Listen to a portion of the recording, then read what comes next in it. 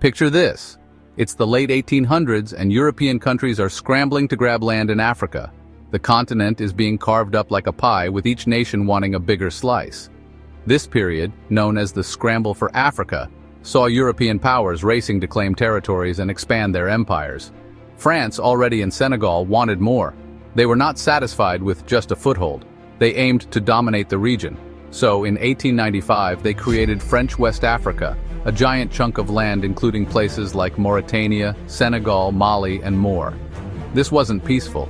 The establishment of this vast colony involved numerous military campaigns and strategic negotiations. It took years of fighting and deals with local leaders.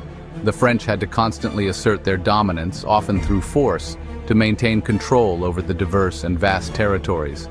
France wanted to run everything smoothly, to get resources and show off their power. They established a centralized administration to oversee the colony, ensuring that their interests were prioritized. This changed everything for the people living there, starting a long period under French control. The local populations had to adapt to new laws, new economic systems, and a new way of life imposed by the colonizers. Why did France do this? What drove them to such lengths? Well, West Africa had valuable stuff like peanuts, cotton, and rubber. These resources were highly sought after in Europe, where industrialization was in full swing. France wanted these resources to boost their own industries. The raw materials from West Africa were essential for French factories, fueling economic growth back home. They also wanted to be a big player on the world stage, competing with other European countries. Having a large and resource-rich colony was a matter of national pride and strategic importance. A big, resource-rich colony was just the ticket. It allowed France to project power and influence far beyond its borders. A governor-general reporting directly to France ran the whole thing. This centralized authority ensured that the colony was tightly controlled and efficiently managed. This gave France a lot of control. They could dictate policies, extract resources, and maintain order through a combination of administrative and military means. The creation of French West Africa was a huge turning point, leading to decades of French rule, resistance, and eventually, freedom. The legacy of this period is still felt today, as the nations that once made up French West Africa continue to navigate their post-colonial identities. If you enjoyed this story, don't forget to like and subscribe to Emgotvhistory for more fascinating historical tales. France had a plan: make everyone in West Africa more French. This was called assimilation. The idea was to transform the local population into French citizens who would think, act, and live like the French. This policy was not just about language or education, it was about a complete cultural overhaul.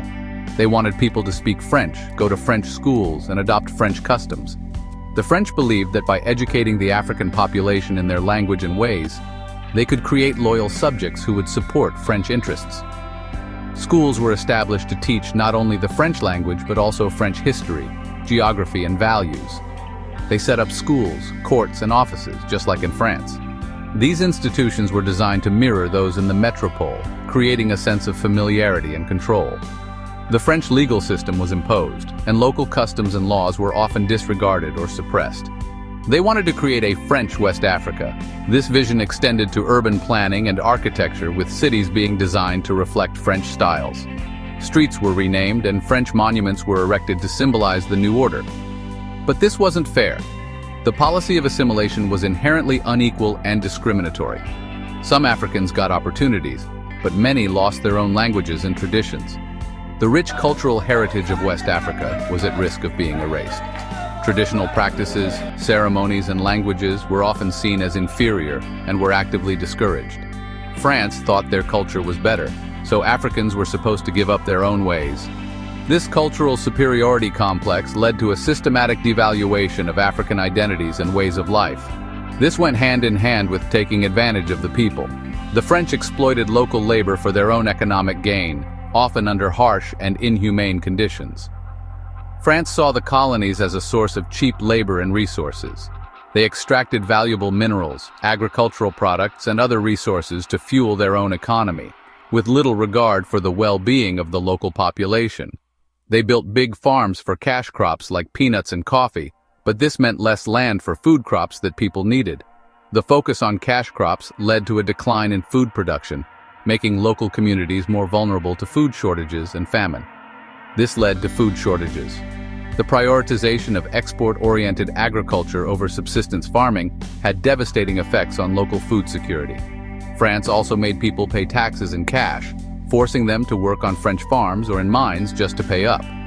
This system of taxation was another tool of control, compelling Africans to participate in the colonial economy. This forced labor called corvée made people angry and led to resistance. Many Africans resisted these oppressive policies through both passive and active means, including protests, strikes, and uprisings. France talked about a civilizing mission, but it was really about taking advantage of people and their land. The rhetoric of bringing civilization was a facade for economic exploitation and cultural domination.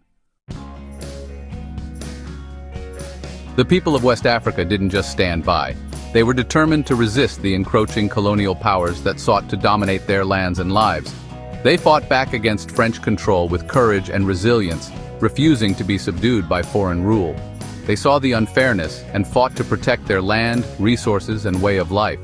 The rich landscapes and abundant resources of West Africa were not just economic assets, but integral parts of their cultural heritage. Local leaders whose power had been taken away led some of the earliest resistance. These leaders were not just political figures, but also spiritual and cultural icons who embodied the spirit of their people. Leaders like Sémari Touré and El Hadj Oumar Tall fought hard to protect their kingdoms. Their strategies and tactics were a blend of traditional warfare and innovative resistance methods.